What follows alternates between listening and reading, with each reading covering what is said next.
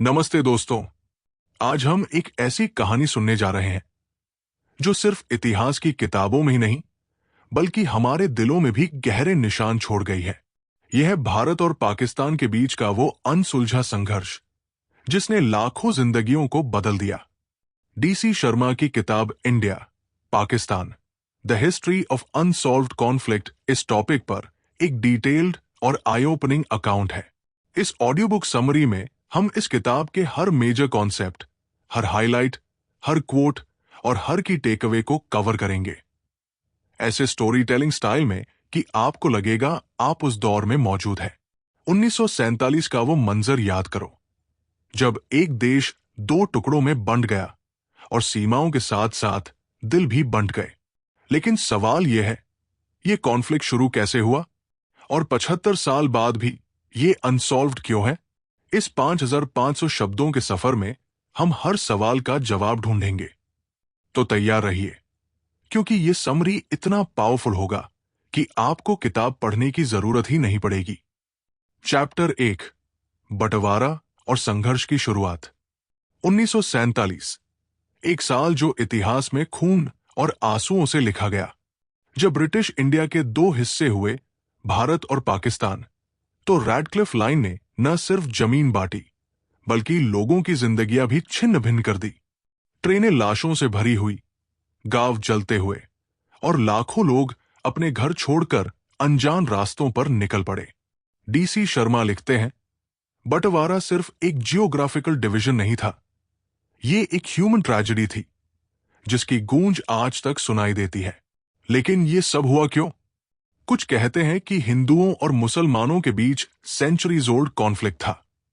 Sir Syed Ahmad Khan ने 19वीं सदी में कहा था, हिंदूज और मुस्लिम्स दो अलग नेशंस हैं। बाद में जिन्ना ने इसे टू नेशन थ्योरी बनाया। लेकिन शर्मा पूछते हैं, क्या यह सच था या ब्रिटिश की डिवाइड एंड रूल पॉलिसी का नतीजा? बंटवारे के बाद पहला झटका कश्मीर को लेकर लगा। महाराजा हरि सिंह ने इंडिया के साथ एक्सेशन किया, लेकिन पाकिस्तान ने इसे मानने से इनकार कर दिया और बस यहीं से कॉन्फ्लिक्ट की नींव पड़ गई। लेकिन क्या यह सिर्फ शुरुआत थी? क्या आगे शांति बनी या जख्म और गहरे हुए? चलिए अगले चैप्टर में पता करते हैं। चैप्टर 2, शुरुआती युद्ध, खून से लिखी सीमाएं। बंटवारा खत्म होते ही दोनों देशों ने हथियार उठा लिए। 1947 से 48 में पहला युद्ध हुआ कश्मीर के लिए। पाकिस्तान ने ट्राइबल फाइटर्स भेजे, इंडिया ने अपनी आर्मी।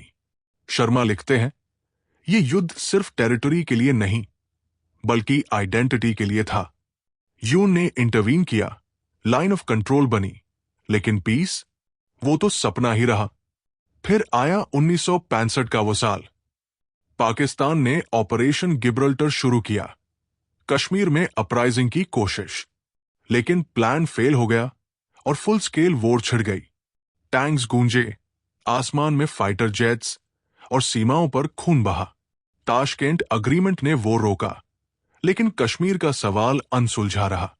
शर्मा का एक कोट यहां याद आता है, हर युद्ध के बाद शांति का वादा होता है, लेकिन हर वादा टूट जाता है।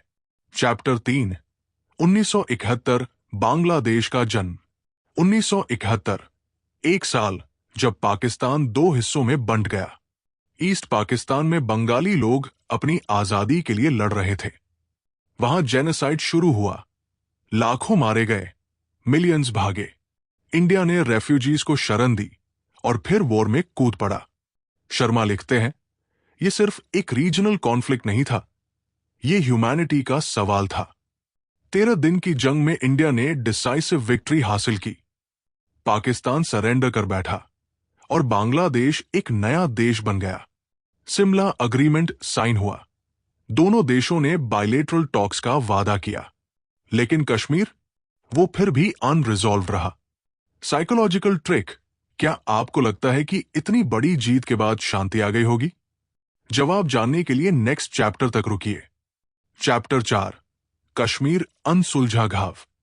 कश्मीर धरती का स्वर्ग, लेकिन पिछले 7 दशकों से जंग का मैदान। शर्मा कहते हैं, कश्मीर सिर्फ एक पीस ऑफ लैंड नहीं है, ये दोनों देशों की भावनाओं का सेंटर है। 1947 में महाराजा ने इंडिया को चुना, पाकिस्तान ने इसे चैलेंज किया। यून ने प्लेबिसाइट कहा, लेकिन कभी हुआ नहीं। एक 980 ऐसे मिलिटेंसी शुरू हुई।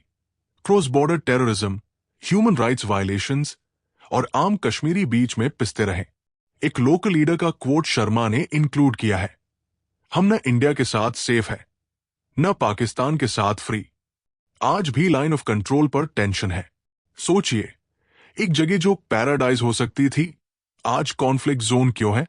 इसका जवाब नेक्स्ट चैप्टर में। चैप्टर 5, न्यूक्लियर ताकत खतरे की घंटी। 1998 में साउथ एशिया की तस्वीर बदल गई।